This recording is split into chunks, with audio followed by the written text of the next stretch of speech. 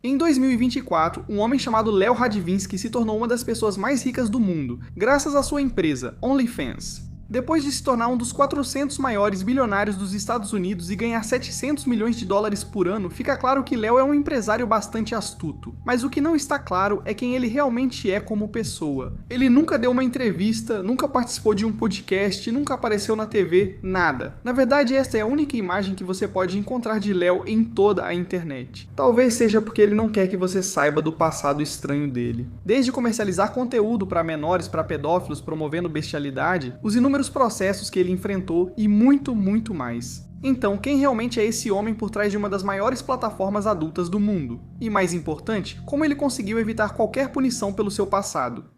Bem, depois que Léo nasceu em 1982 em Odessa, na Ucrânia, em uma família rica, você começa a perceber de onde Léo pode ter herdado seu lado perverso. Seus pais eram Anna e Savelly Radvinsky, sendo Savelly responsável pelo dinheiro da família. Até hoje, a origem desse dinheiro é um mistério. Rumores diziam que ele enriqueceu com esquemas duvidosos na Ucrânia pós-URSS, nos anos 90, usando conexões no porto e no comércio de petróleo. Sujo ou não, ele ganhou dinheiro suficiente para levar sua família aos Estados Unidos em 1988, mudando-se para Glenville, subúrbio de Chicago. Aqui, a família de Léo passou a atuar em negócios mais legítimos, como imóveis, comprando e vendendo propriedades em estados como Illinois, Califórnia e Connecticut. Eles fizeram tudo isso para dar ao Léo a melhor vida possível, e ele realmente parecia viver muito bem até então. Ter pais ricos é um ótimo bônus. Desde adolescente já era claro que ele era muito inteligente. Enquanto crescia, ele aprendeu sozinho a usar a linguagem de programação básica no PC velho e empoeirado do avô, além de gostar muito de ler e jogar xadrez sem parar. No ensino médio na Glenbrook South High, ele aprofundou seu interesse por programação e empreendedorismo. Aos 15 anos, ele era o webmaster por trás de um jogo de estratégia online chamado XCOM Apocalypse. Notável, já que a maioria dos jovens de 15 anos como eu só estava jogando Black Ops 3 com a VMP. Quando Léo fez 17 anos, quis transformar suas habilidades de programação em dinheiro. E o que ele criou para fazer isso pode ser o maior arrependimento de toda a sua vida. Em 1999, Léo criou a Cybertania. Cybertania era basicamente um negócio de marketing de afiliados. Léo comprava e rodava anúncios em sites para promover outra empresa. Se alguém clicasse nos anúncios do Léo, ele recebia uma pequena comissão. Bem simples, né? Quais empresas ele promovia? Você adivinha? Sites adultos, e a maneira como ele anunciava esses sites é uma das estratégias de marketing mais horríveis que já vi. Em vez de só anunciar em sites adultos, marcas e outros, Léo optou por um caminho bem mais sujo. Ele adquiriu e gerenciou sites que afirmavam hackear ou roubar senhas de contas premium dos sites adultos parceiros. Esses sites, como Universo de Senhas, Passes Funcionais, Senhas Ultra e Meu Site Grátis, eram usados com anúncios para atrair pessoas em busca de contas gratuitas. Mas o verdadeiro problema ia muito além dos sites de senhas fraudulentos. Ele estava envolvido em algo não. O verdadeiro problema era muito mais doentio e distorcido. Além dessas contas gratuitas, Léo prometia acesso a conteúdo extremamente ilegal. Conteúdo que mostrava bestialidade. Conteúdo com modelos de apenas 11 anos e várias outras afirmações que também promoviam vídeos de menores de idade. Essas mensagens excediam todos os limites, mesmo sem ele cumprir o que prometia ao promover tal conteúdo. Era hediondo, nojento e qualquer sinônimo que imaginar, mas pior, estava funcionando. Nos anos seguintes, Léo ganhou dinheiro a rodo com o site de senhas da Cybertania.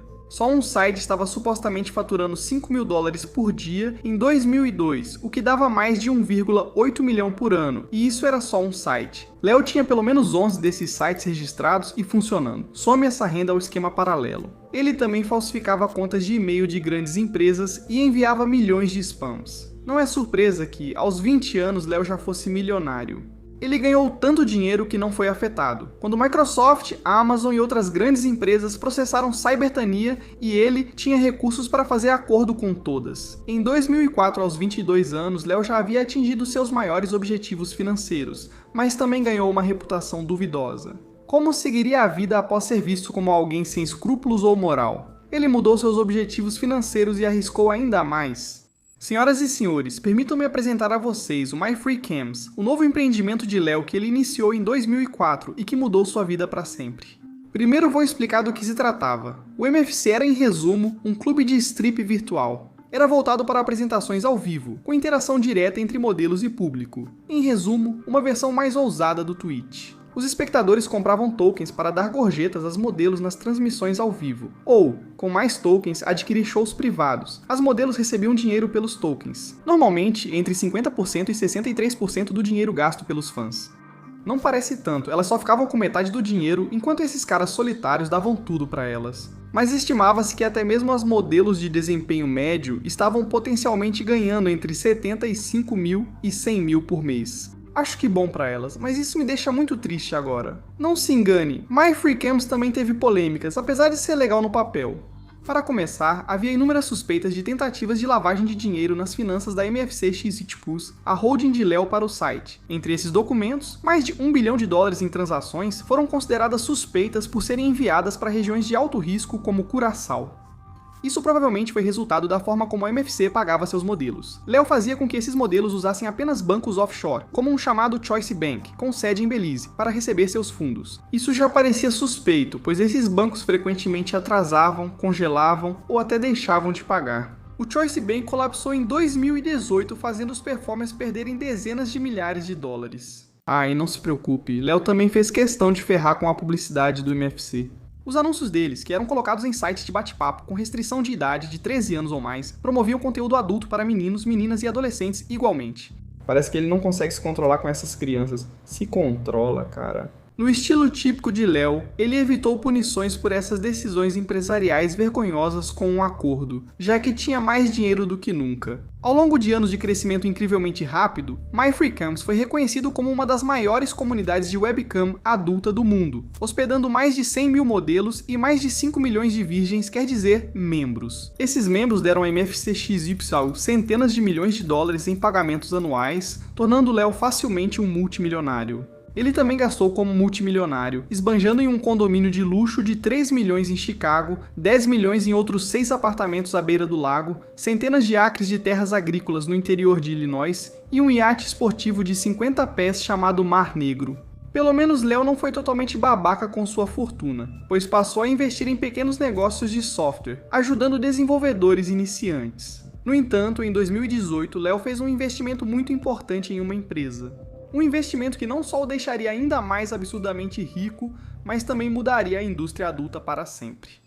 Tim Stokely é um empreendedor britânico nascido em Harlow, Inglaterra, em 1983. Sua ascensão foi surpreendentemente parecida com a de Léo em relação à origem de seu dinheiro. Caras solitários. Tim já havia criado e vendido vários sites de conteúdo adulto, como Customs 4U e Glam Worship, mas assim como Léo, ele sempre teve vontade de ir além.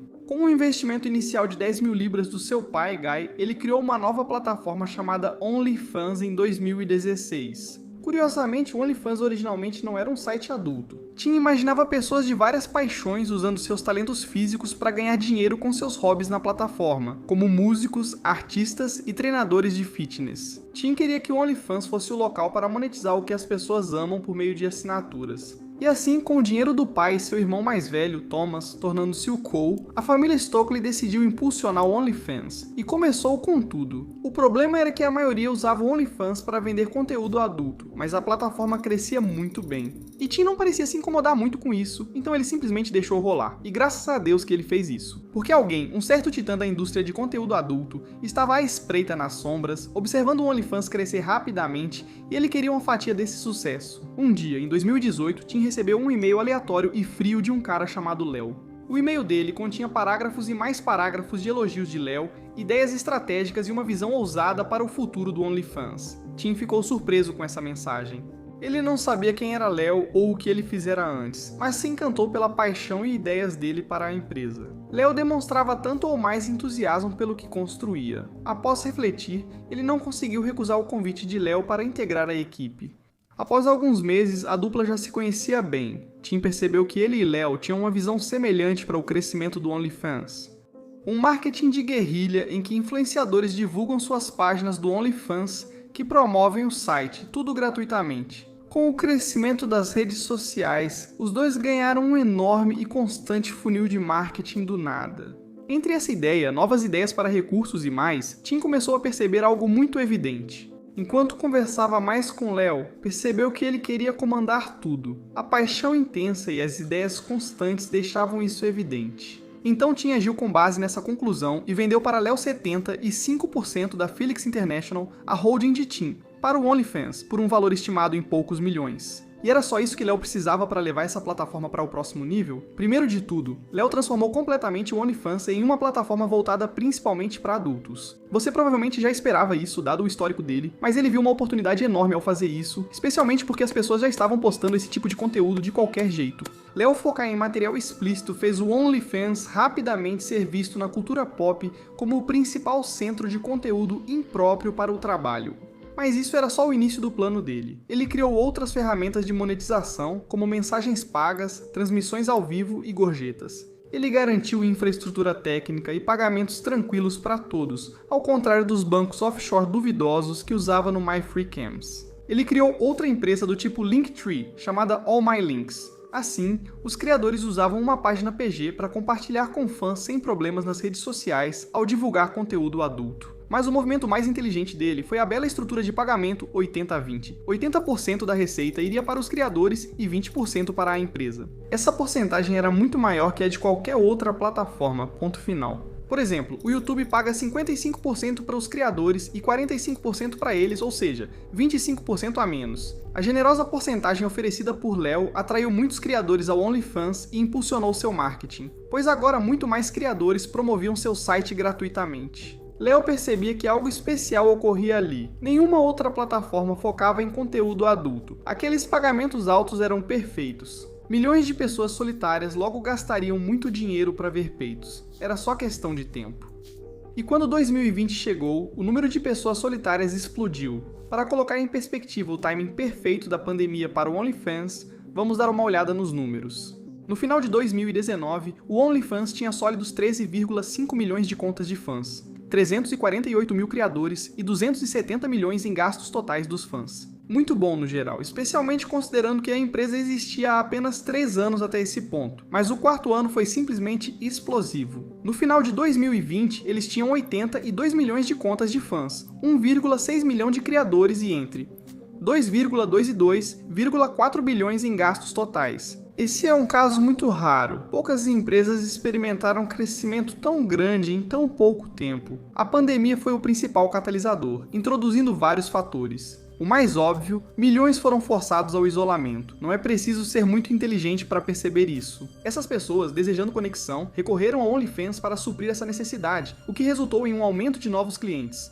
O mesmo dilema ocorria do outro lado da plataforma. Milhões perderam empregos na pandemia e queriam voltar a ganhar dinheiro.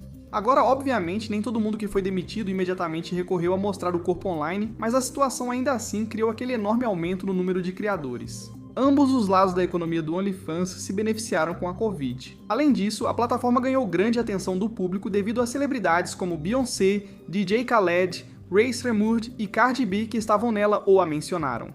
Léo estava muito feliz com o crescimento, que não mostrava sinais de desaceleração. 2021 foi ainda melhor para a plataforma. No final do ano, a plataforma contava com 188 milhões de contas de fãs, 2,1 milhões de criadores e um total de 4,8 bilhões em gastos. Nem o fim da pandemia impediu a quebra de recordes. Os anos de 22, 23 e 24 mostraram exatamente o mesmo padrão de crescimento contínuo em usuários, criadores e gastos dos fãs. Ninguém ficou mais empolgado com esse crescimento do que Léo. Sua visão, ideias e um golpe de sorte com a Covid o tornaram um dos empreendedores de maior sucesso da tecnologia adulta, comprovado por seus salários altos. Não mencionei que um mês após comprar a maioria do OnlyFans de Tim, ele adquiriu os 25% restantes. Ele foi dono da empresa durante todo o crescimento e manteve os custos baixos, com apenas 61 funcionários. Em termos simples, isso significava que Léo podia pagar a si mesmo dividendos enormes durante esses anos, enquanto não gastava muito para manter a empresa funcionando. Então, de quanto em dividendos estamos falando aqui? Bem, entre 2020 e 2024, ele pagou a si mesmo 1,82 bilhão.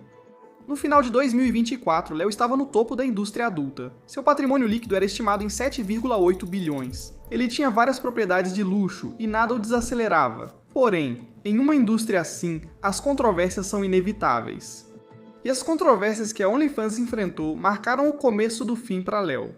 As acusações começaram em maio de 2021, quando a investigação da BBC revelou que a OnlyFans não conseguia impedir menores de idade de venderem e aparecerem em vídeos explícitos, citando relatos da polícia e de escolas do Reino Unido. Em fevereiro do ano seguinte, vários processos coletivos foram movidos contra Léo e Félix Internacional por sites concorrentes, por supostas práticas anticoncorrenciais. Os processos afirmavam que Léo teria feito um acordo com plataformas sociais para que artistas adultos concorrentes fossem incluídos em uma lista negra e rotulados como perigosos. Também citavam organizações conhecidas, terroristas nas redes sociais, para forçá-los a criar conteúdo exclusivamente para o OnlyFans. Também houve as 140 denúncias nos Estados Unidos que a Reuters encontrou sobre conteúdo sexual explícito postado sem consentimento no OnlyFans desde 2019 e traficantes usando a plataforma para explorar mulheres.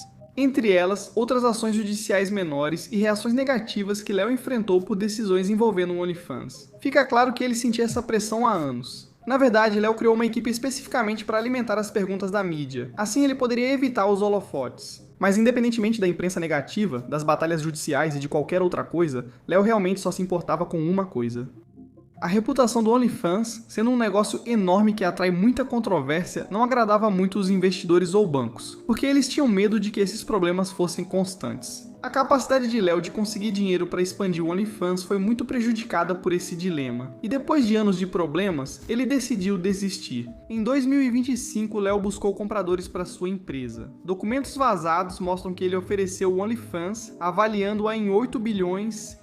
Mais uma vez, a imagem controversa da empresa prejudicou Léo. Apesar das finanças ótimas da plataforma, poucas pessoas no mundo têm esse tipo de dinheiro, e bem estão dispostos a assumir a imagem ousada do OnlyFans. Por isso, alguns analistas estimam que a empresa será vendida por bem menos, entre 1,5 e 2,5 bilhões. Até agora, porém, não houve interessados. Mas independentemente disso, se algum dia ele encontrar um comprador, Léo ainda assim fez uma fortuna para si mesmo. Ele entrou para a lista dos 400 americanos mais ricos da Forbes, enquanto se mantinha fora dos holofotes e evitava as inúmeras acusações contra ele e todas as suas empresas. Se quiser ouvir outra história sobre bilionários suspeitos, clique aqui para conhecer Ed Craven e Bijan Terani, millennials criadores do maior cassino online do mundo.